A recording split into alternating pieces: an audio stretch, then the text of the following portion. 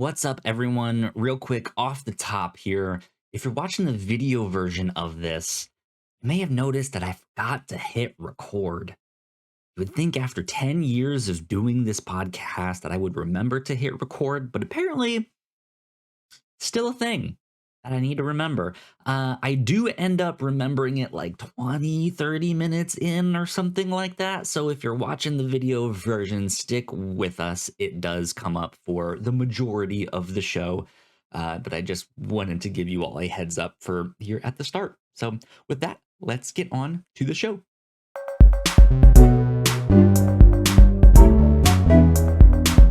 Perfect timing. I'm glad that the button worked instead of me having to do it manually. What's up, everyone? Welcome back to the Whatnauts, a pop culture variety podcast where we discuss the media we love and a whole lot more. My name is Kyle Springer, and I am joined, as always, by Melissa Wilkinson. Melissa, are you Hello. excited?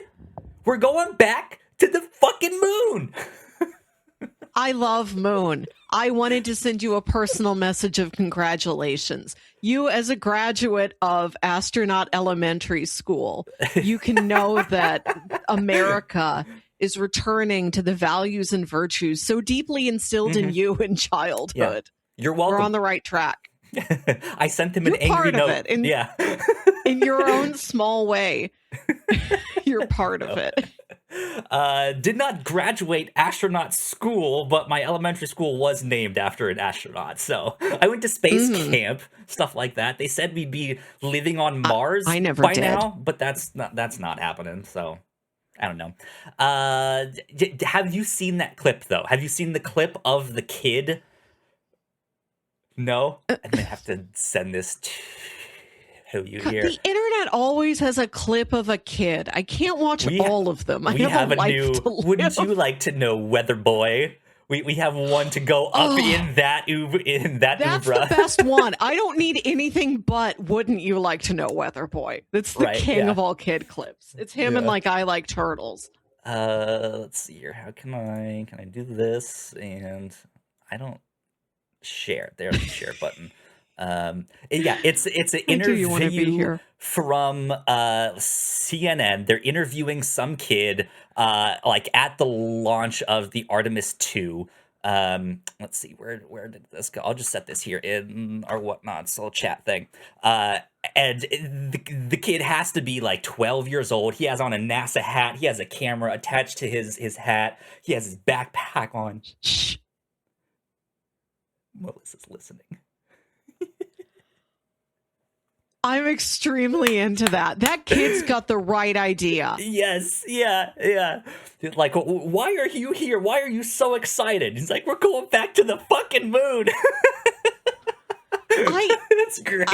I've waxed poetic before, waxed and waned poetic about how like the moon is unifying and we all have the same moon. Like nobody's got a different moon. Like the rich, the 1% don't have access to separate like elite moon that us commoners don't have. Like from culture to culture, class to class, creed to creed, there's one moon. It's all of ours. And we got to go up there and like take care of it and remind ourselves for all of our differences. We all have the same moon. Yeah. Now's the time. The moon's going to bring us peace. Indeed, hopefully. Speaking of moon and space stuff, I'm going to jump right into my cinema corner here. So I had an order, but proceed. Oh, sure. Well, my transition was I've now seen Project Hail Mary. I went to go watch that one. Yeah, I liked it a lot. I enjoyed it. So yeah, good thumbs up for that one. There you go. It's a big meaty movie star performance. I think it is the best usage of Ryan Gosling and his clown skills that perhaps we've ever gotten.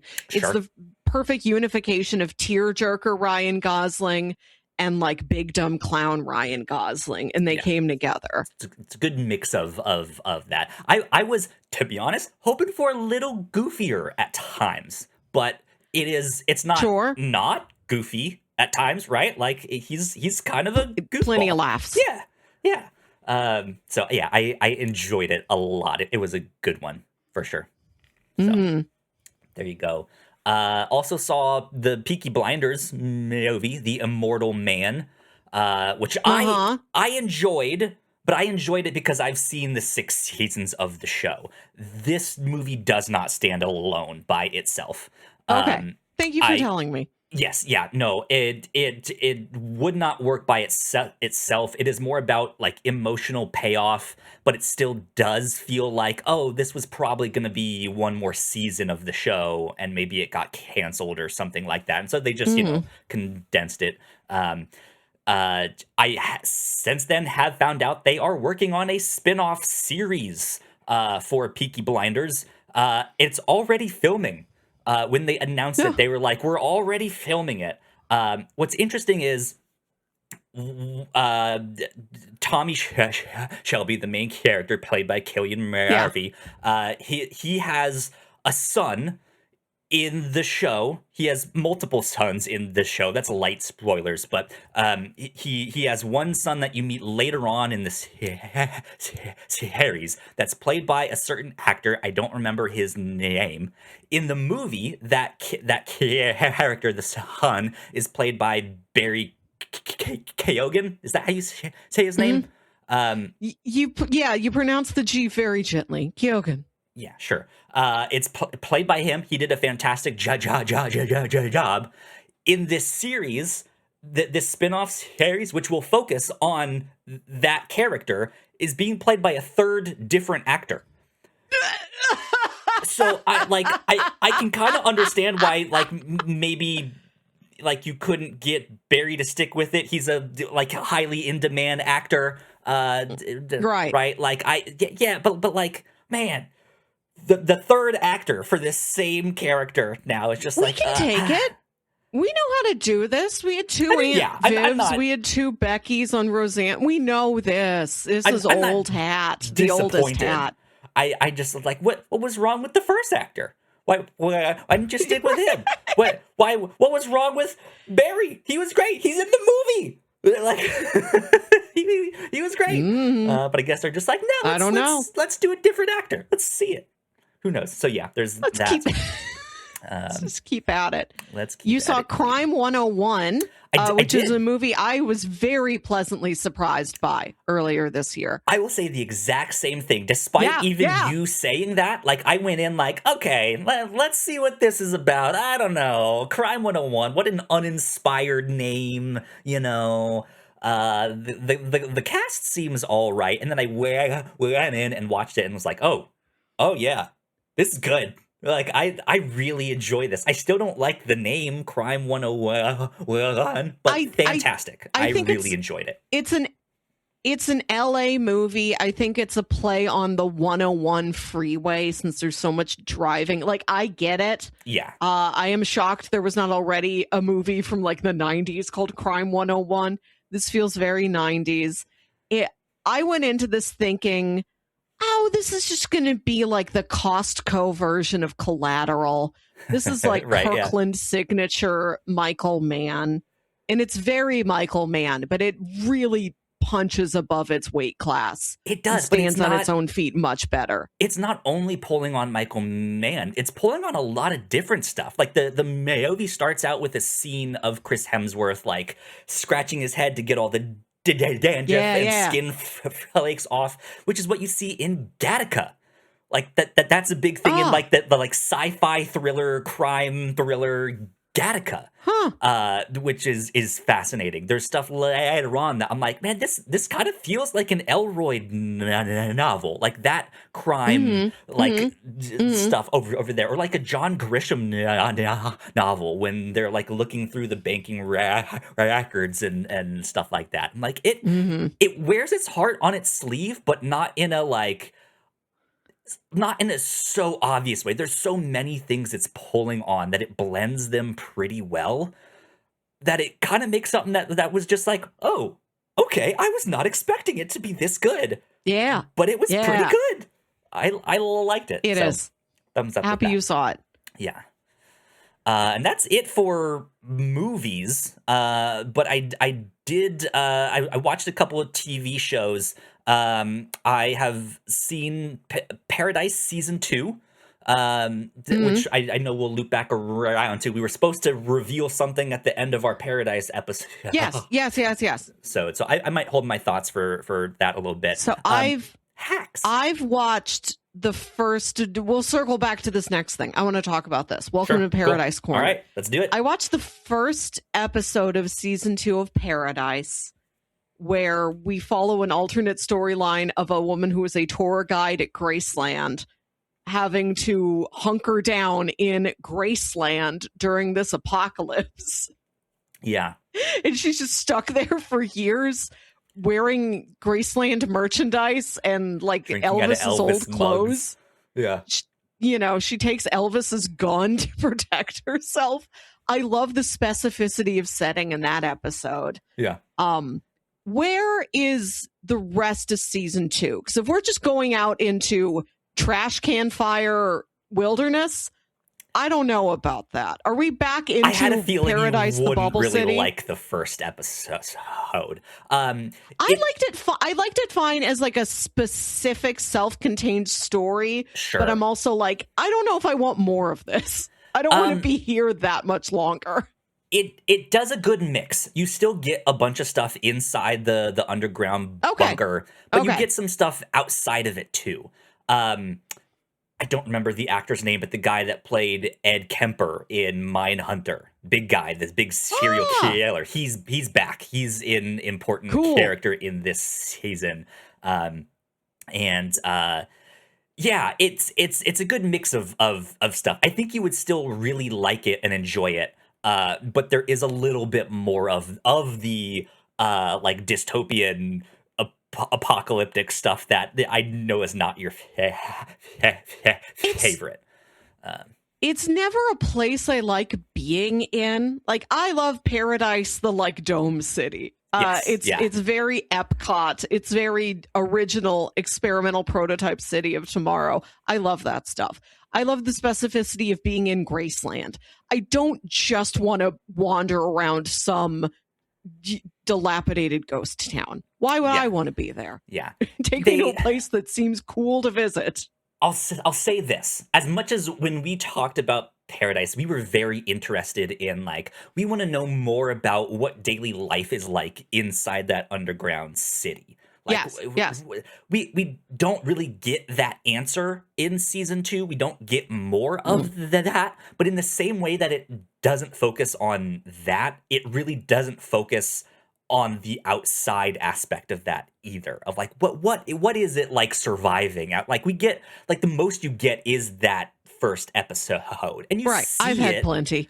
Yeah, you see it, but it doesn't linger in this of like, okay, here's this new camp, let's explore this new camp and see how they've been surviving, and it moves on in a way that I think will make it okay for someone like you who's not as into that, might be more into the like, I just want to know more about Sinatra, which you do see more about Sinatra. And one of the other things that we were hoping for, we do start to get. Her daughter starts to play a little bit more of a role. Thank goodness. So I will say that's all I'll say. I am going to finish it. I'm just like, I'm not in a hurry to spend more time in desolated wilderness, you know? Yeah. When there isn't Elvis merchandise around. The last thing I will say, very, very light spoiler on this. I'm sure you saw this coming by the title of the first episode, by where they are in Graceland. When Xavier finds himself in Graceland, he's taken there when he's like kind of unconscious, and so he wakes up in Graceland, and it's like, where am I? And then she's sitting there like, can you take a guess? And then he looks around and he starts to recognize it and goes, you gotta be fucking kidding me. Which is just so great, because you know that like his connection to Elvis and him to just like suddenly wake up in Graceland is like, oh, come on. Like, The universe is small. yeah. Do you want the So, big reveal now? yes, let's jump straight to the big reveal. I saw an amazing thing the other week, and I wanted to embed this in our discussion of Paradise because that is a show and I asked you before I watched this, I'm like, Kyle, is this a bummer? And you said no. And largely it isn't, Yeah. but it is a little nerve wracking, the episode where you see what went down for them to build a city in a bubble underneath the mountains, Yeah. where it's like natural disaster. Nations start getting squirrely. They start sending out nuclear missiles. A nerve-wracking episode. Yeah. An episode that made me get worried enough to Google how to stop disasters. And it's like, this is how you can be prepared for a disaster. Do you have a lot of bottled water? And I'm like, no, I want to stop it. I want it to not happen. I don't just want to have enough canned goods. I want it to not do that at all. No, thank you. And I found absolutely nothing, which was a big disappointment. But then later that day, I saw something great. And I thought, is war real? Is disaster real? Yes. This is real too. And we need to focus on this thing, which is that I was driving down the highway and next to me is an older woman on a motorcycle. And the motorcycle has a sidecar. And inside the sidecar were two small dogs, and they were each wearing teeny tiny motorcycle helmets. Yeah. That's amazing. Real. That's as tangible as war is. But we don't make shows about that. We don't make shows about her. And I don't know why we're not doing that. Because I looked over. I could not take my eyes off this thing.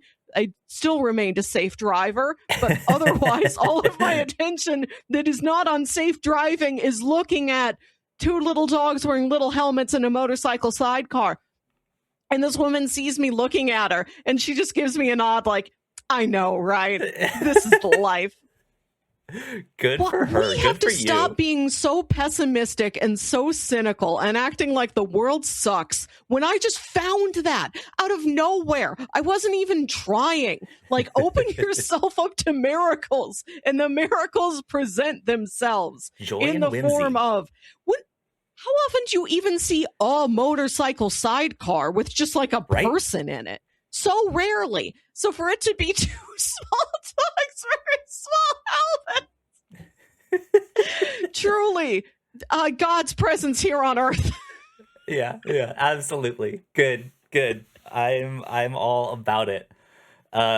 So the next time, like, you see a post-apocalyptic show, remember this. This is my plea to everybody. Look for some joy. There's something greater and happier out there. Keep this image in your mind and know this is as real and as close as anything bad is. Yeah, absolutely. Tell me about Hacks. Hacks. Have you seen this show? Have you heard anything about it? This is cleaning up at award shows. And so via awards shows, I've learned, I've gleaned a bit. I think I would like it. I would like to sit down and watch it. I'm sure I would. Yeah. If you think I would like a show, you have to make me watch it with you. Don't come to me after you've already seen it. I'm a binge watcher, so I'm already in season 4 now. I don't binge. See, I parse things out. I take like really slow little nibbles. I ration TV shows. Yeah. Whenever a new show comes out and everybody's talking about it, I'm like, how did you have time in your life to watch this thing as soon as it happened? Was there just a vacuum of space that you had before Heated Rivalry or Pluribus or something came out? I'm like, aren't you busy? I'm busy. Well, I started Hacks. I had heard about it too. I know people really liked it, but I wasn't quite sure what to expect. Didn't hear enough about it. So I went in just being like, you know what? I'll give it a shot just to see. I ended up liking this a lot more than I expected. Good. It's really funny.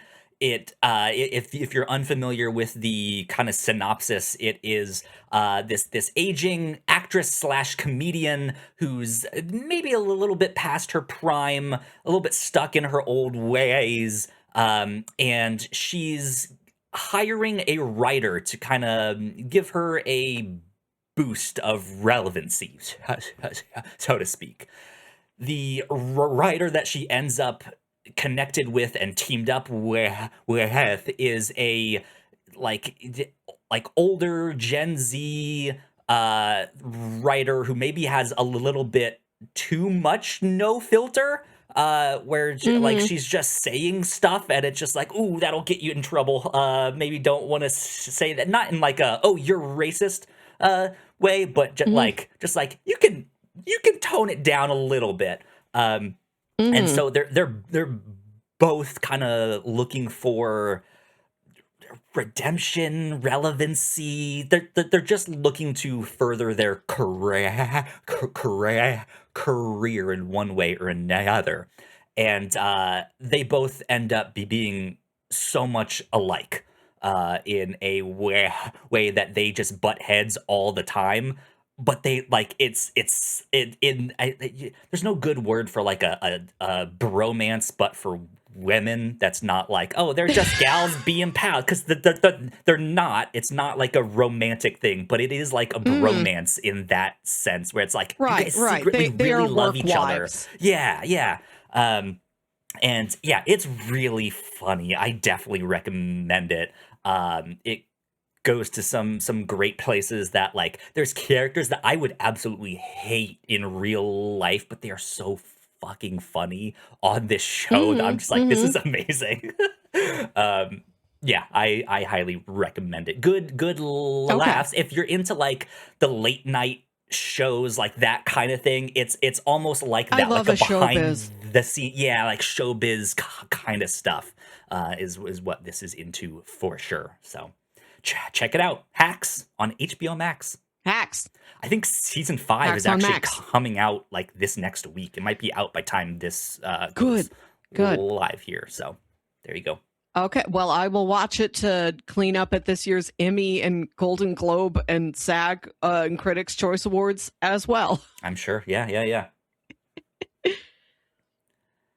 I have not gotten to watch any TV lately. Just one episode of Paradise, and I started the new season of For All Mankind. Okay, how'd that start? I've not checked it out yet.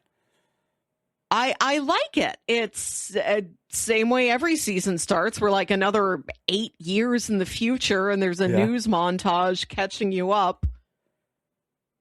Life on Mars. I like where it's going so far. Yeah, that show's got so much going on. It's like kind of just getting started. So yeah, I will continue to report as the season progresses.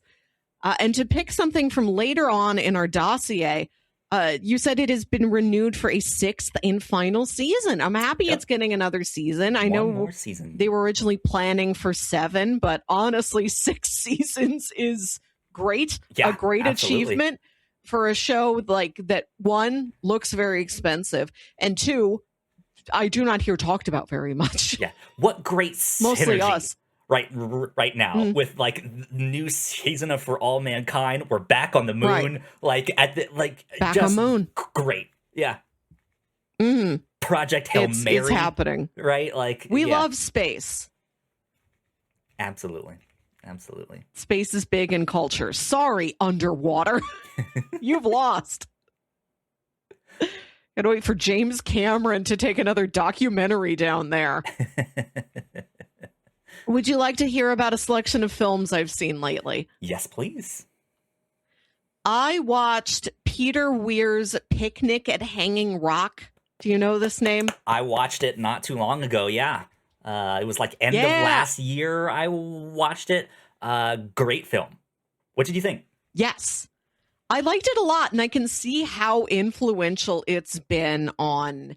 I remember this name coming up in discussions when Lost first premiered. I can see it in Yellow Jackets. David I know it was Lynch. an influence on season 2 of The Leftovers when that starts with those girls vanishing. Yeah, it's great to go back and like watch a key text that you didn't realize was such a key text. And you know that my favorite kind of horror is miscellaneous, where it's like you don't really know what's going on. Like you can't clearly name it, The but whole thing is just it's weird and creepy. it's bad. Yeah. Hmm? Yeah, and like it's Just you guys know me. I'm a horror baby. It's not scary in that sense. It's very tame. unnerving. But yeah, Yeah. it is very unnerving when you think about it. But the movie does a good job of like you could probably show this to a younger kid. They might not think about it Yes. or really like, they'd probably find it boring. But Yeah, but like yeah. it's not gory, it's not scary, there's no jump, like it's not that kind of horror at all. So yeah, I watched this and was like, ooh, okay, I like the vibes here. Vibes are good vibes. Good vibes movie. Another thing it really reminded me of is Old. Okay. That's why they can't leave the beach that makes them old. They go through the rocks and the rocks make them vibrate. It's the same thing. That's why they're Okay. stuck there and they get old. I would love to watch Old with you. It is a movie that is like So the they- punchiest punchline, but also I swear has real thought-provoking stuff in there. They It's literally bold. get stuck on the beach because of bad vibes.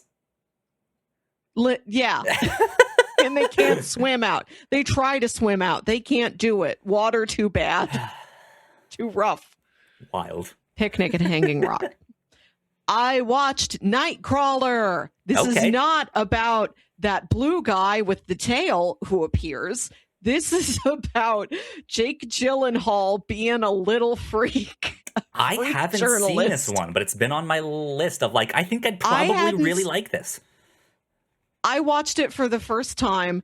This blew the top of my head off. This is Good. great. This is so me.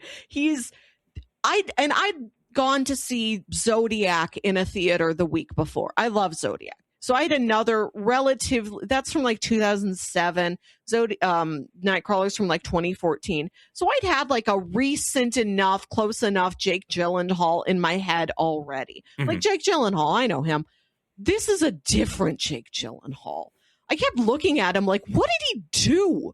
What's going on? He's so smooth. He's so scary. It's very American Psycho, Okay. but it's something beyond that. I'm like, what special effect is happening here? Like he turned his own face into a special effect. Oh, I great. can't describe this. It's like he went into a pod and he came out of the pod and he made Nightcrawler. He plays a man who you learn not a single thing about. This utterly mysterious man who is looking for a job, and he gets into night crawling, which is where he stays up all night with a police scanner and a camcorder, and he goes to the scenes of accidents and crimes and films them and sells the footage to the 8 o'clock news the next morning. And he just becomes increasingly more depraved as he does this. Nice. It's all LA streets at night. This was a shocker of a movie. It's kind of Cool. hard to describe how it is so much more than what it sounds like it is. Please do watch this. Sure. Right now on the Criterion channel, they have a collection of corporate thrillers. And I committed myself to watching all of these. It's only like 10 of them. And Okay. I'd already seen Michael Clayton and The Firm. So I'm working my way through the rest of the corporate thrillers. And I maybe made a mistake by starting with The Devil's Advocate, because this is so fun. I don't think any of the rest of them are going to be as fun. Do you know what The Devil's Advocate is? I actually don't know this one. This is a movie from like 1997 where Keanu Reeves plays a lawyer from Florida and who's won every one of his cases like as the criminal defense guy. Even though it seems like maybe he knows he's not, it is ultimately bad that person wins. Like they should not get away with this. first off, that's still his job. If you're a defense lawyer, you still got to defend. You know, Right, that yeah. person has a legal right to the defense. But also, he's like, I can't lose. I want my winning streak. And he gets approached by this big New York law firm headed up by Al Pacino. Al Pacino gobbling it up. I searched this film, and one of the first things that popped up was just a picture of Al Pacino, just like, oh, boy, just screaming. The finale of this movie is one of the most bananas things I have ever seen. So I knew that in this movie, Al Pacino was the devil. And I didn't know how metaphorical or literal that was. It turns out it is extremely literal. Great. He's Good. literally Satan. There's a scene where he goes into a church and he's about to stick his finger in a font of holy water. And he gives this like, ooh, I'm a bad boy look to the camera. And then he puts his finger in the holy water. And then it like steams and fizzles. And he makes a man like die somewhere on earth. Oh, no. It's so stylized. It's so heightened. That's funny.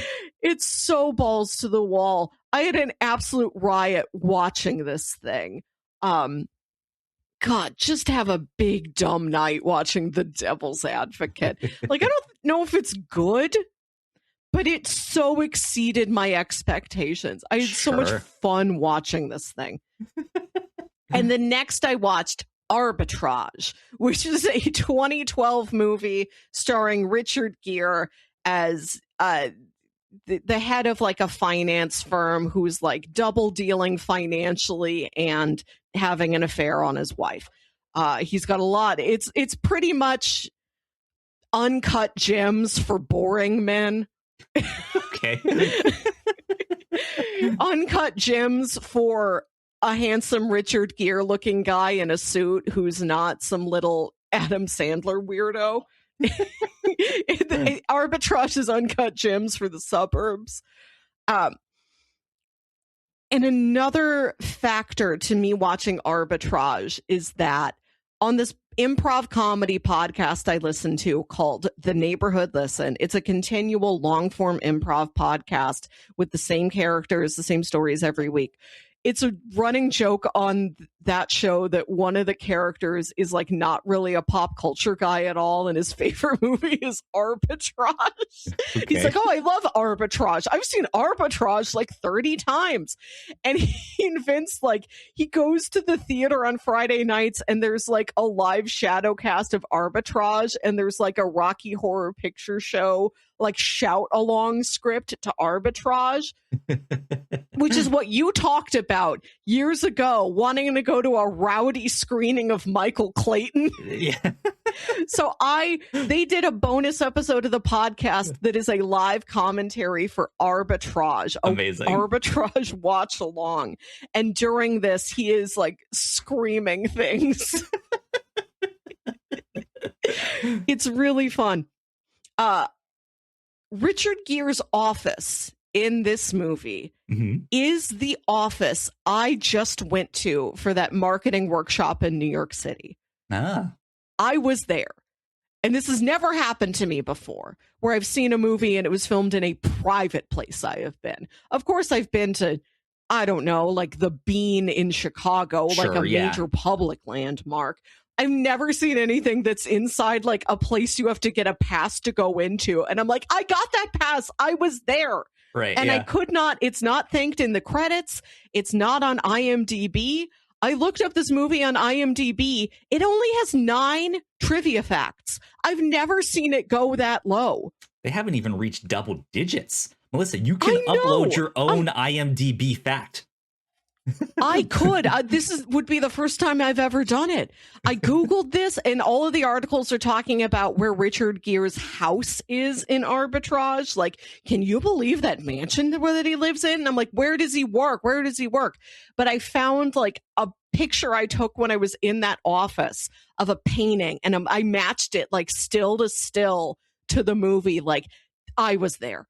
I was Amazing. there. That's never happened before. That was so eerie. I had not a similar moment in the sense that I was in a place, but Marty Supreme, that movie, Marty Yes. Supreme. There I'm is familiar. a theater they go to towards the end, like this outdoor theater where he does the promotional gig. It's basically where the movie ends. Yeah. Where they do that like outdoor theater. I swear there's a scene in Hacks, like season 3 or something, at that same theater, and it's not in Japan. And it like, right, it's like it's like, oh, it's the same theater, but they're saying it's in Probably. California or something, which, you know, makes total sense. But still, it's like, wow, they transformed that place to look like Japan in Marty Supreme, and it looks like it's the same building, but it's just, like, it looks like California. Now there's no Japanese anything here, and it's just like, that's so neat how they can do stuff like that. Magic. Yeah, it's so cool. Movies. So good stuff. Great stuff. Yes, Kyle, I had indeed. another $1 million idea last night in the shower. Okay. Coming up later this year, we have a movie about like AI, about like a specific AI guy and like an AI thing that he did. And we've got The Social Reckoning from Aaron Sorkin, which is not like a sequel to The Social Network, but it is a similar take on a later story that involved Mark Zuckerberg and Facebook. It's another ripped from the headlines movie. Sure. And I thought about the other recent films that are about how a thing was made or happened, like Air, about the invention of the Air Jordan. Blackberry. I really love Blackberry. Please watch Blackberry. We've had a few of these. I need a cut of these movies stylized exactly like an episode of How It's Made. I want you to put like a shoe on a pedestal, put an Air Jordan on a pedestal, and like zoom in and around it and have that have that track, have that same style of narrator, and be like, the Air Jordan is one of the most popular shoes worldwide. Since 1980, whatever, it's sold millions of shoes and have the same. It all started when Matt Damon had an idea. It all started when Lee Pace decided to make a computer. Exactly. Like, we're doing this for real things. We're doing this for fictional things, like the Cardiff Giant, the laptop they make in *Halt and Catch Fire*. Do one for every season of *Halt and Catch Fire*. Do one for the $1 Billion Code. It all started when they decided to make 10 rings. And one of them to rule them all. Why have I never seen that before? This is an evergreen format. I want everything done in the style of How It's Made. We all agree. We all hive mind together on this. 1, we love the moon. 2, we all find How It's Made deeply calming. I think this is a salve to us. Give us all entertainment in the form of How It's Made. Have they ever done an episode of How It's Made about how it's made? Like how it's made is made? They must have. It's been on so long. That's the only thing left to learn about How It's Made. Right? Why? I've not gotten really deep into How It's Made lore. I don't know if there is. There must be. There has to be some like How It's Made wiki that's out there. I would. Yes. I'm going to look this up now. How It's Made wiki. Fandom. How It's Made on the Discovery Inc. fandom. So there is a fandom page exclusively for like Discovery Channel shows. So I guess this lives next to like Mythbusters and Dirty Jobs. Okay. Yeah. That makes sense. Last time we talked about how we need to make our own TCM style intro videos for every single movie, regardless of whether it belongs on TCM. Yeah. This is next. This is our next project. Once we get famous from that, we'll take the money and we'll use it to make this. Right. Because all you need to do is the TCM intros is like wear nice clothes, get a nice living room. It must look like nobody lives there.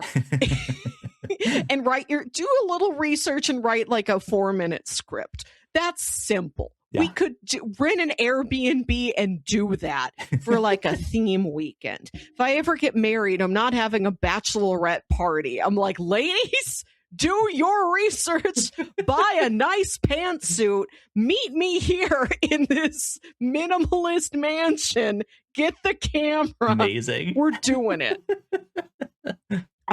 This is next. Cool. Good stuff. Good stuff. Should we take Would you like to take a break here? Exactly. I've been yelling a lot. Yeah, indeed. Let's take a quick break for housekeeping. And when we come back, you will finally get back to pulling up a chair. So we will be right back. They will be pulled. We've been making podcasts and exploring the universe for the past decades here at the Whatnauts, but to keep doing that, we need your help. If you've enjoyed this show, please consider supporting us by going to our website, thewhatnauts.com, and signing up for a free 7-day trial of our Patreon, or gifting a subscription to someone you think may enjoy our shows. A subscription gets you access to episodes early and over 40 hours of exclusive content, including the most recent episodes of our Patreon first podcast, The Pilots Club. If you don't want another subscription, no problem. There's even an option to buy the Pilots Club collection as a one-time purchase, which gets you access to the newest episodes of the Pilots Club as we record them without the monthly subscription. Once again, that's thewhatnauts.com to sign up for a free 7-day trial. But one of the most important ways to support us is simply leaving a nice rating and review on your podcasting app of choice. It seriously helps us out a ton. Lastly, go subscribe to our YouTube channel for video versions of the podcast, and for any other updates, follow us on Blue Sky at thewhatnauts.com and at Threads, The Whatnauts Official. Thank you so much for your support. All right, we are back. Once again, a big shout out to all of our Patreon supporters. Love you a lot. Thank you kindly. And a special shout out to Ashley. Ashley, thank you so much. It means a ton that you are supporting us. We hope you are enjoying the podcast. Over on the Pilots Club, right before this episode, Melissa and I just recorded an episode on Pluribus. So that will be up very shortly, if not before this goes live. And then on the free version of the Pilots Club, Shogun is the one we are releasing next here. Our pilot for Shogun. It's been so long since that show has come out, it feels like, but I know they're doing a second season sometime. It's just immense. Yeah. So I'm super excited about that. Go check out our Pilots Club episode on Shogun. There you go. That is our housekeeping for right now. Let's get back to pulling up a chair. I need to figure out the timing on that. To remind the audience, at the beginning of our podcast this year, I instituted what was intended to be a tradition we do every episode, and we fell behind, and now we need to catch up and do like 4 things at once. Pull Up a Chair is a game where, inspired by the Marvel marketing live stream where they announced director's chair by director's chair the cast of who would be in the upcoming Avengers Doomsday, we are going to predict additional actor and or character names who will appear in either Doomsday and or Secret Wars. We're treating them as a duology here. If they don't appear in Doomsday, all predictions roll over to Secret Wars. Yeah. And so we haven't done it for a couple episodes, so we have to do 4 predictions each today. Yeah, and these can be like just a character, like a Marvel hero we're hoping to see. Who knows who it will be the actual actor, or we can just be like, you know what, I'd like this actor to be in one of these Marvel movies. Put Wayne Knight in it, right? Yeah, who knows who they'll be. So it's a wide mix of stuff with shotgun approach, if you will. Melissa, do you want to go first? Yeah, I thought about doing some themed picks today. Ultimately, I couldn't find a theme. This is just sort of a grab bag. Okay. I'm going to start number one with a character who feels like he should be in this, but has not literally been confirmed. So this is a pretty safe bet.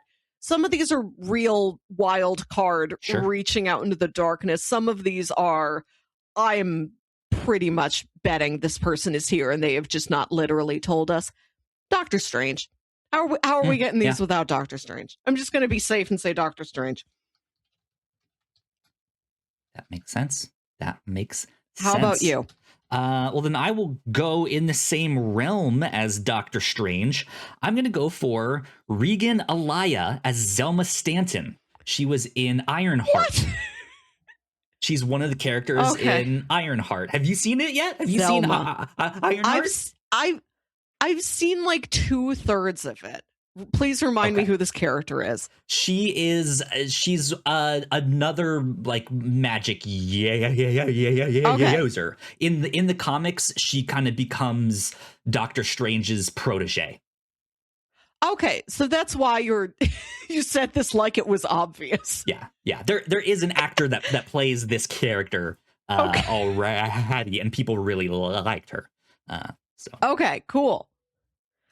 My next prediction, this is a character we haven't seen in a while, but I think they're a fan favorite, and they're a character who we just need a brief amount of time with to really scratch that itch. They don't have to play a major part. If we just see them briefly, we can all point and say, hey, look, it's Heimdall. Heimdall from the Thor movies. Okay. He can just be like holding I don't want to diminish him to holding a door, but he does kind of do the cosmic equivalent of holding a door. Holds open a portal to another dimension. Because I think the Heimdall we have is dead. I think he's no longer alive. He's dead, and he's in the afterlife because he welcomes Jane Foster to the afterlife. So that's the last time we saw him in a brief post-credit scene of Thor: Love and Thunder. Yeah. Interesting. Okay. I thought as you were describing that, I was like, "Ooh, I think you're gonna name the character that I'm about to name." We just need a peek at some alternate universe, just to see him briefly. We need Clark Gregg back as Agent Phil Coulson. Coulson is on my list as well. That I think is the biggest pop you might get for seeing an older, like a long ago, long dead Marvel Cinematic Universe character. Yeah. We will all cheer for Coulson. Yeah, absolutely. I'm gonna take your lead there. I'm gonna say Maria Hill. I think we would see a similar pop for Maria Hill. Okay, yeah. Maria Hill's a good one. Dead, but in a far less effective way, a far less emotionally satisfying way. We would love to know that Maria Hill continues to be alive in another dimension. Yeah, absolutely. So when I thought of Coulson, that opened up an interesting possibility to me, because we have Daredevil back, right? He's now been in the Spider-Man movies. He's like in the universe. I don't know if we'll see those characters really in any of these movies. I don't know the vibe yet. But I know in Daredevil Born Again Season 2, we're already getting Jessica Jones and Luke Cage and Iron Fist. Like all that whole like Marvel Netflix is back over there. But Agents of S.H.I.E.L.D. has some ups and like they had an up and down rocky history with their show. They had some really great seasons. They had some not so good ones. They had some really good characters. They had some not so good ones. I would like to see Chloe Bennett back as God, what was her name? It was Daisy Johnson, aka Quake. She was like the main character in Agents of S.H.I.E.L.D. I think one of the fan favorites in that show. Good. I'll take your word for it. Would not recognize her on sight. I really don't know Agents of S.H.I.E.L.D. Right. My final prediction. There's a group of characters very close to my heart. You may know them. They're called the Guardians of the Galaxy. Mm-hmm. We have not had any confirmations from Marvel or any predictions from ourselves of a Guardian. So I'm going to put down my girl Mantis. Cool. She's left as kind of a free agent at the end of Volume 3, where she's like, I've never really been out on my own. I need to know who I am independently. She's off on a journey. I think we could very easily see Mantis again. Okay. There you go. I'm going to pull in a character that has been played by multiple actors. This is Ghost Rider, but I want Diego Luna back, specifically. He was also the one in Agents of S.H.I.E.L.D. that played Ghost Rider. But yeah, I hope we get some kind of Ghost Rider.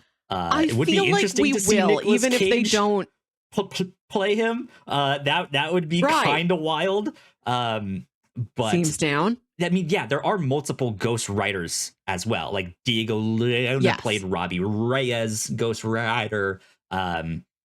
Nicolas Cage could do God, what's his name? The other one, you know. Oh, Johnny Blaze. Yes, Johnny Blaze. Yeah. I hope Ghost Rider. I think that would be so much fun. I feel firm on Ghost Rider. He's been towards the top of my list as well.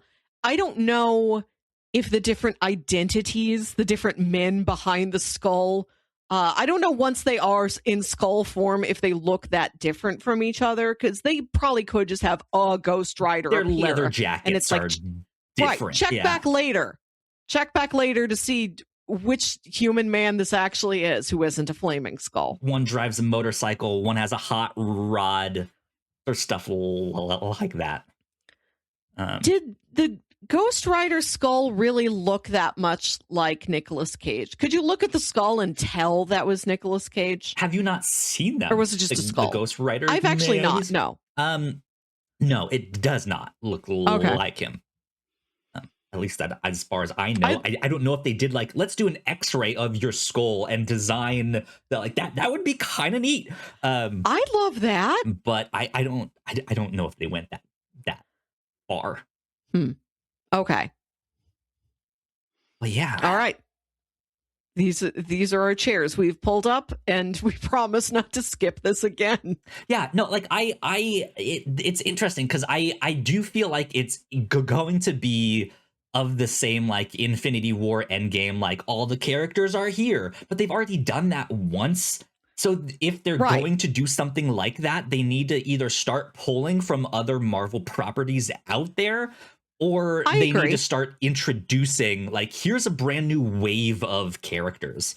And it just like, as I thought of Phil Coulson, was just like, oh yeah, they haven't really touched the TV shows, like that the Agents of S.H.I.E.L.D. TV show, which they could, but you don't even need them to do, like, and they're here and they have a scene, or they have a speaking line, like, just to, like, peek into a universe, and, like, Coulson is there, like, sending his team out to go do something for 2 seconds, would just be like, oh yeah, go Coulson.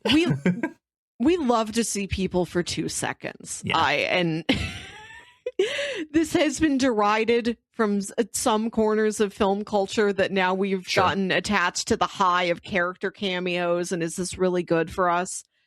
But then one day I went over to my parents' house, and one of my aunts was there, and I reacted, and I wasn't expecting her to be there also. She just happened to also drop by that day. And I did react the way you get a big character cameo in a superhero movie. It's like, whoa, Sharon! Sharon is here! So I think it is, like, it's in us. How are you holding the hammer, Sharon?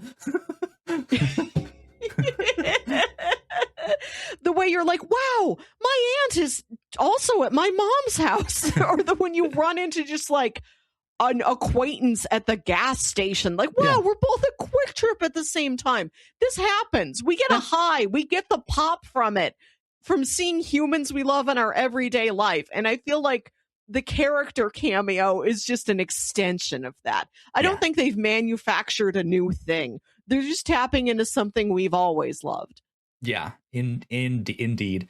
And I know that a lot of our predictions are not going to happen. Like, some of these, it's just fun. It's like, yeah, I want Ghost Rider back. Heck yeah. Who knows that that's not going to happen, but you know. I think that seems likely.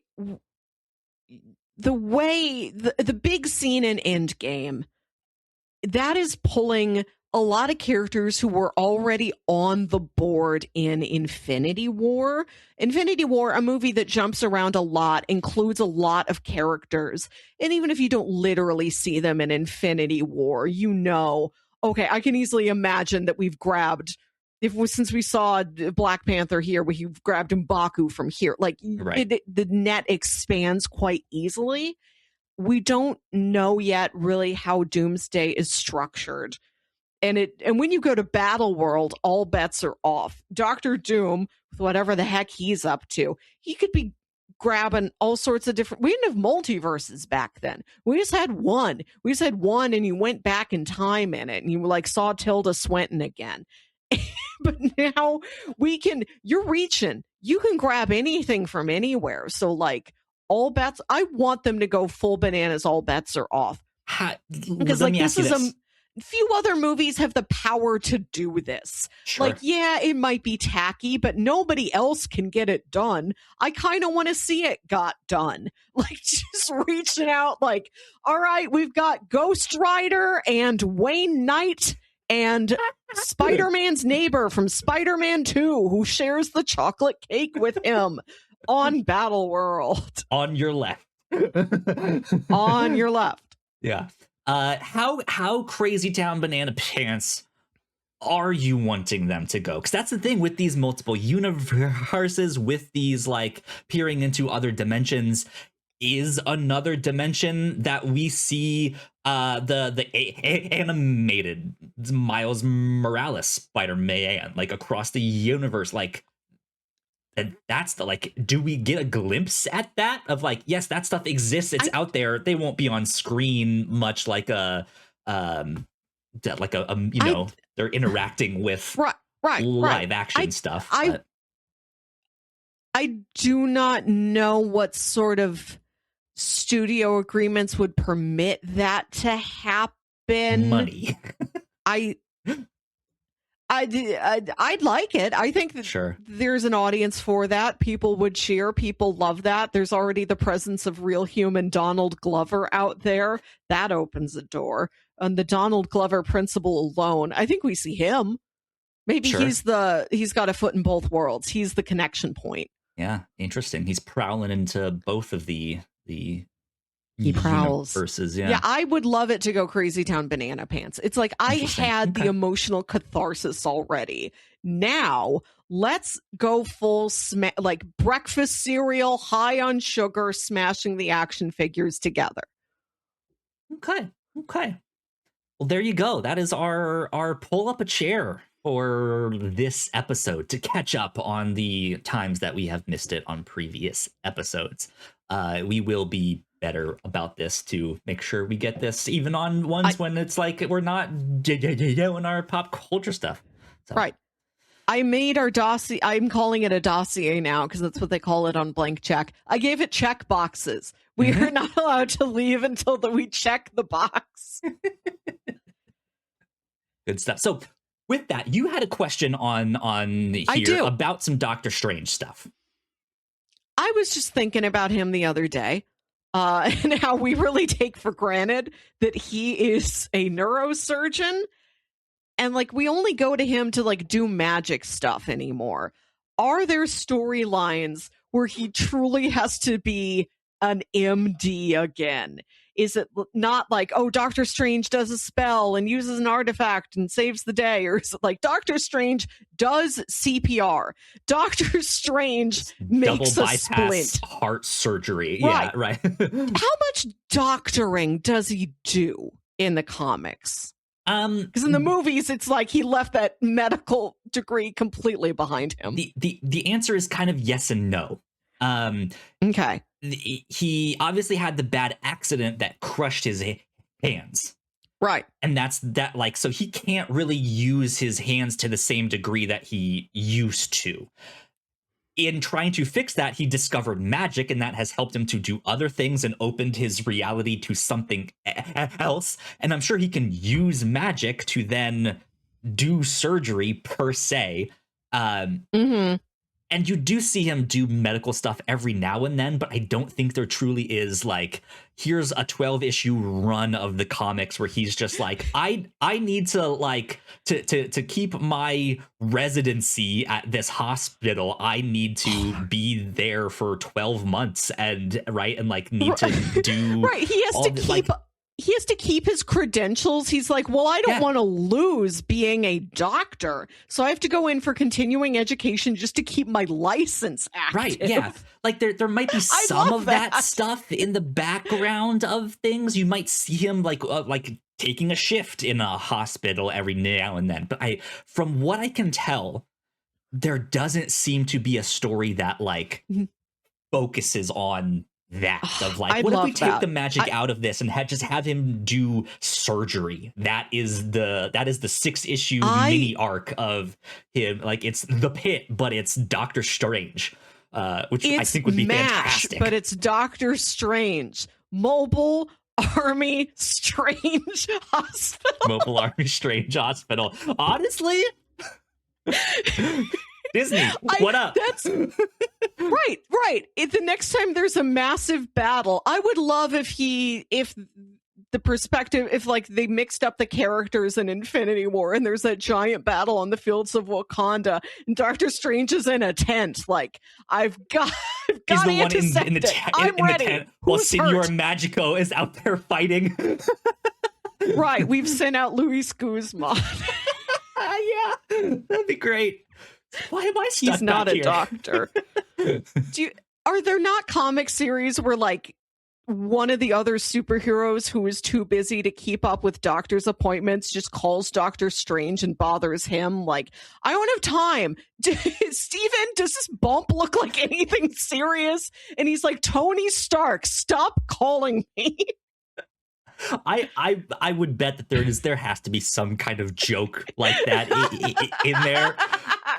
But again, like I feel like they focus more on the magic stuff or like the weird things that he might you know be able to diagnose in a strange dimension, rather than like all right, take 2 of these and call me in the morning, right?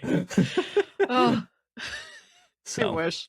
anyways, good stuff with that. All right, pop culture lightning round, here we go. Right, like I mentioned, I went to go see Project Hail Mary, but Ryan Gosling is going to star in The Daniels' next film. Don't know what it is yet, but I'm excited. Cool. Heck yeah. Project Hail Mary did remind me of Swiss Army Man. Sure, a little bit, yeah. Okay. You know, an emotional connection between a man lost out there and an unusual not living human type person character, and they make very emotional callbacks to Steven Spielberg movies. Yeah, similar, same. Yeah. Absolutely. I would love to say, like, we saw Goofy Ryan Gosling. I want to see weird Ryan Gosling. He's been weird. I mean, yeah, but like I don't know. That sounds like a fun project to take an actor and rate their movies on a normal to weird spectrum. Can we do that someday? Sure, go for it. Let's do like Tom Cruise. Normal to weird. Spaceballs 2 gets an April 23rd, 2027 release date. I'm excited about that one. I'll be there. The Incredibles 3. We'll see if Mel Brooks continues to live until then. Oh, no. He's had an amazing track record of being alive thus far. Spaceballs, the funeral. Oh, no. Spaceballs, the first movie that is nothing but an in memoriam. You know? Yeah. They speak the scene from Guardians 2, but it's just Mel Brooks. They shoot into space. Anyways. That seems like them. You know, somebody will die in the making or just shortly after the making of a movie, and they'll put that beautiful card up at the end of the movie. What if this is the first movie that just keeps, like, we're just putting it in every 20 minutes? This is, instead of a star wipe, you return to the memoriam card. Then you go back to the movie. We really, really remember this man. No man before has ever been as remembered. Talk about a Viking funeral. The Incredibles 3 has been slated for a June 16th, 2028 release date. So I'm into this. Let's do it. Good stuff. Paradise season. The major case that Southern lawyer Keanu Reeves must take in The Devil's Advocate is to defend a man who is accused of killing, like, his wife and his stepson and his maid, this huge triple homicide. And I'm like, who is this guy? Why is this man familiar? It's Craig T. Nelson. I close my eyes and I'm like, that's Mr. Incredible. I just don't know what he looks like, but I know his voice. Come on, lawyer. Math is math. You don't change math. Paradise has been renewed for season 3. So good stuff. Nice. With all of that. Apple has also renewed For All Mankind for a 6th and final season. We already mentioned that one. Wonder Man has been renewed for a 2nd season. I'm super excited about that one. That's going to be great. The Punisher, One Last Kill, will be premiering May 12th, which is 1 week after Daredevil Born Again Season 2 ends. This is the, like, 1 episode special presentation, The Punisher. Yes. The return of the special presentation. Yeah. I have not seen any of this. I watched the first 2 seasons of Netflix Daredevil and never watched anything else in this corner of the world, except, I guess, for, like, Hawkeye and Echo, and when Daredevil is in the last Spider-Man movie. I have no idea what's been happening. Do you foresee me being able to jump in and just watch this Punisher special? Yes, yeah. I would think so. Okay, great. I'd love to do that. Not that I will eventually watch these Daredevils. I feel like this will be its own standalone thing. Right. You or Eric Voss will catch me up. I'll be fine. Yeah. So I'm excited about that one. And then we got a bit of a trailer roundup here. Yeehaw! I'm doing a lasso. Yeah. Yeehaw! So Melissa, you got this first one here, The Backrooms. Did you watch this? I've seen bits and pieces, so I'm playing it right now on my end. It's a trailer. Make the commitment to watch the 2 minutes and 30 seconds. Don't watch bits and pieces of something that is already a bit. I saw clips of it on social media. Don't do that. Stop it. Get some help. I know what The Backrooms is. This looks cool. I love that it's set in a furniture store. So The Backrooms, the original post, clip, you go to where it smells like yellow carpet. We know the Reddit post. At least I think we all know it. The image. And then it sort of grew this internet lore. And then Kane Parsons, YouTube stage name Kane Pixels, a teenager, started doing these YouTube videos about it. And A24 was like, we're going to pay you to do a whole movie of this. You, the teenager. You get to work with Academy Award nominees Renata Reinsva and Chiwetel Ejiofor. I think this looks great. I love weird space. Yeah. This is, like, so truly up my alley. This is what I wish most movies were weird space. A good Not mix space, of like not like in an alien way, right. like in a this room's proportions are wrong way. We've slipped out of Euclidean geometry way. Right. This looks like this teenager cracked the door open to us getting a House of Leaves movie. Yeah. It's good. Like has a good mix of like high quality A24. I mean, it's an A24 A24 film, but like high quality indie film, looks great, shot incredibly well, lit just by the like creepy like lights you see in an office, like just great stuff, to like found footage stuff in there too, as they're like like exploring, not just found footage.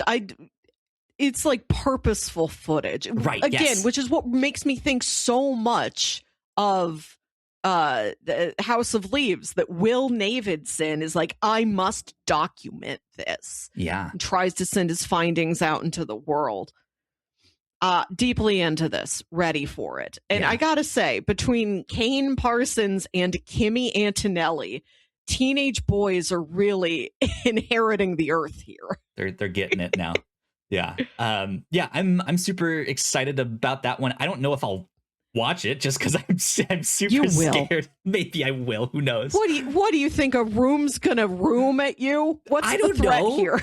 I don't know. There's scary stuff around. Like, did you see what they were finding when they were like? That's terrifying. I'm gonna have nightmares. Nightmares about Room. Yes. Another movie that I hope is not too scary for Kyle. This is The End of Oak Street. That is its new name. It was formerly called Flowervale Street. This is a movie I heard about like 2 years ago. I've been waiting for more news about it. That's because it is from the director of Under the Silver Lake, a real favorite of mine. Yeah. Did you watch this trailer? Also have it on right now. I'm in the midst of. I just saw the thing where like the street like went to a big cliff. That stuff is kind of wild. It also looks like they're doing a bunch of the like persona. Like one face is sideways on the camera, and there's another face right there. Yes. So looks like they might be playing with like identity of like who am I? Who is this family to each other? Right. Are you continuing to watch the trailer? Yes, it just wrapped up. Okay. This looks so you good. You say all of that like this is going to look after Ingmar Bergman's Persona. It is a dinosaur movie. Apparently, the premise of the film is that a normal 1980s little suburban pocket, like just a couple blocks, just gets yoinked out of the 1980s and plonked down into a prehistoric dinosaur world. Interesting. And Anne Hathaway and Ewan McGregor and their children have to fight their way out of dinosaur world. Yeah. This is... I can see this movie existing. The fact that it's from the guy who did Under the Silver Lake and It Follows, this does not seem like what the next move would be. I'm very curious about this. Yeah. August 14th. Okay. Yeah. Interesting.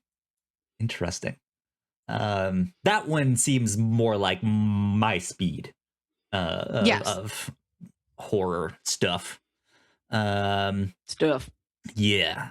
Of course, spinning back into the superhero universe, which also often has a pocket of like, there are dinosaurs here in this part of the world, in comics and stuff like that. We got a brand new trailer for Spider-Man Brand New Day.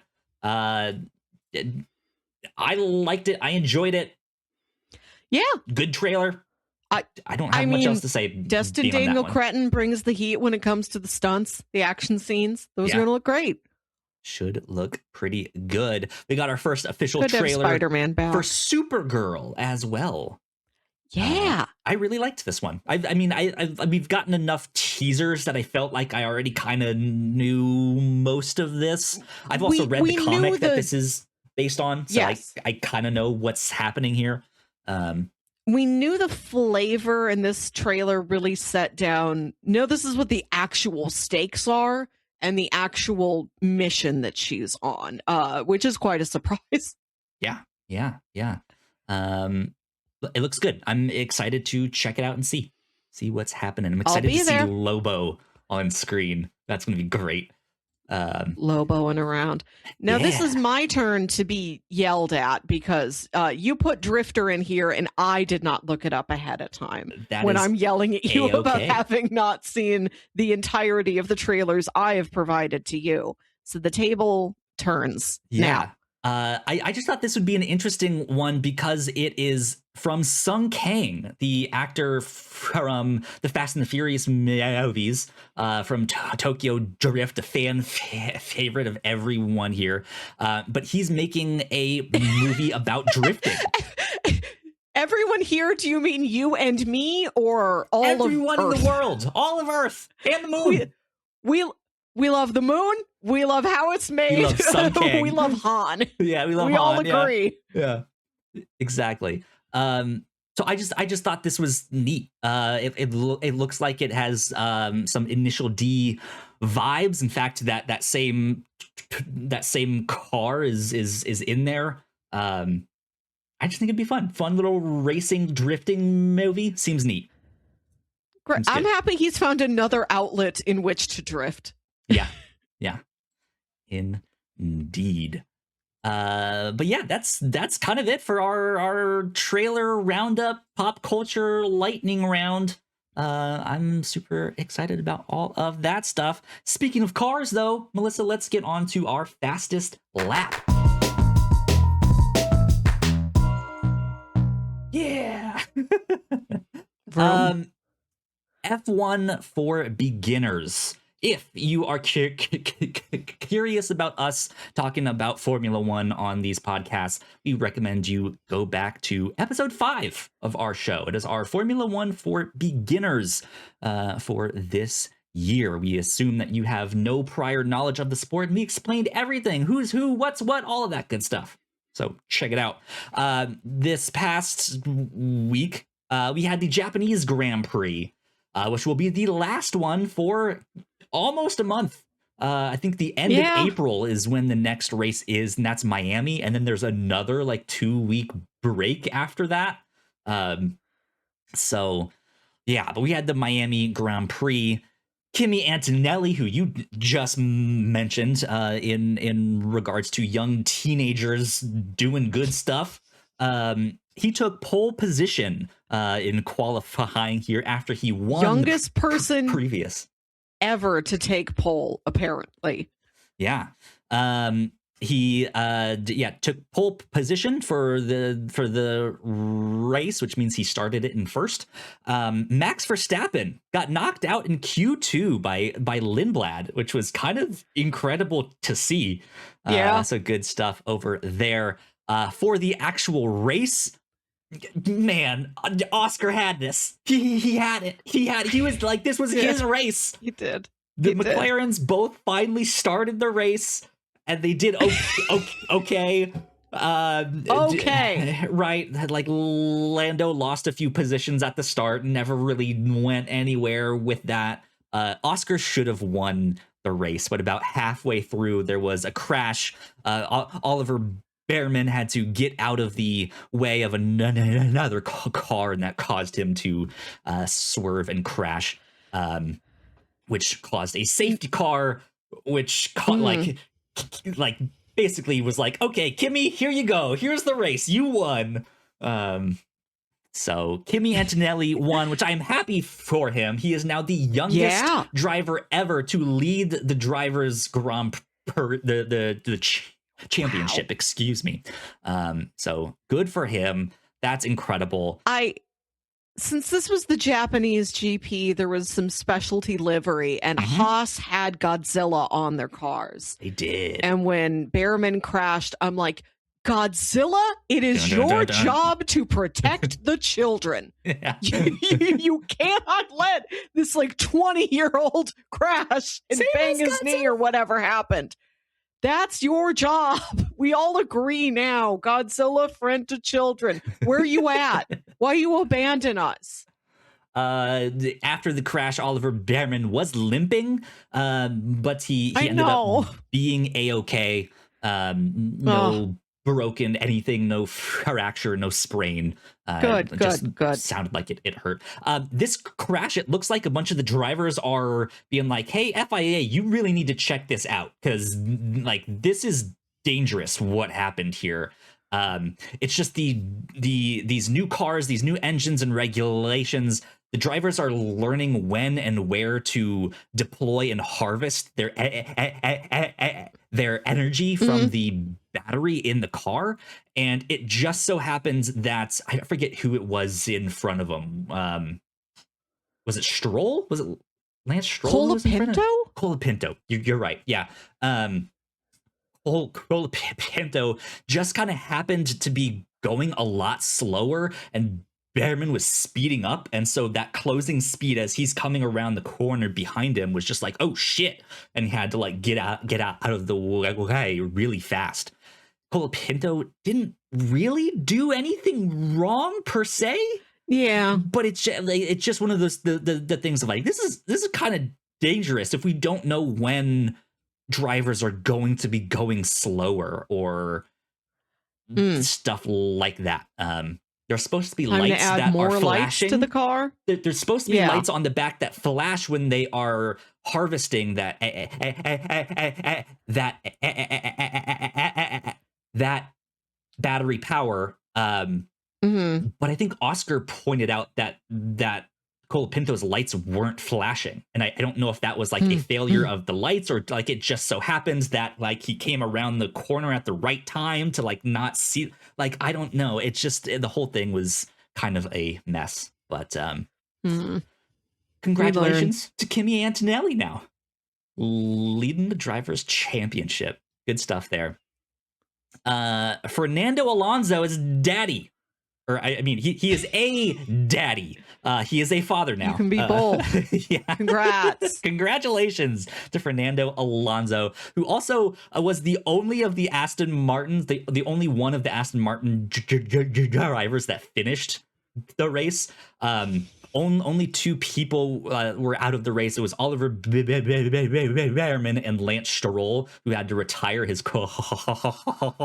Oh, yeah, yeah. And Fernando Alonso. On the weekend, he became a father, gets to finish the race. So good for him. That's so special. Yeah. Last but not least, Jonathan Wheatley, who was the team principal of Audi, had to leave his role effective immediately. This was the week before the Japanese Grand Prix, and Matteo Binotto takes over the role. The rumors are that Wheatley may be going to Aston Martin, but nothing is confirmed yet. And I think if he does, he'll be on pretty significant gardening leave, which means he can't really do anything. He can't go to that team immediately. He just kind of has to sit out for a number of months because he now knows a bunch of like team secrets from Audi, and he can't take those with him to Aston Martin. So they need to develop the car enough where it's like, okay, you don't know what our car has now. Secrets are no longer applicable after 3 to 4 months. Yeah. Something like that. So we'll see. We'll see what happens down the road. But that is it for our fastest lap. Vroom. Yeah. Vroom, vroom, vroom. There you go. So I think that's it. I think we did it all. We caught up. We checked every checkbox. Congratulations. Yeah. Woo, we did it. Checkboxes are a success. Well, with that, let's wrap things up right there. Melissa, where can the people find you on the internet? You can email me at yourhostmelissa@gmail.com. Tell me your favorite episode, your favorite thing that was made on how it's made. There you go. If you want to stay up to date with me, I'm at Yo Kyle Springer. If you want to catch up with all the stuff that we do here at The Whatnauts, we are at thewhatnauts.com on Blue Sky and at The Whatnauts official on Threads. So please go like, share, and subscribe. That would help us out a ton. You guys know the deal with all of that. Well, I thought this thing was supposed to be changing to, oh, there it is, the YouTube screen. Go check out our YouTube videos right over there. That would help us out a ton as well. So yeah, hope you guys enjoyed this one. This has been episode 8 of The Whatnauts. We'll see you next time. Bye. Bye.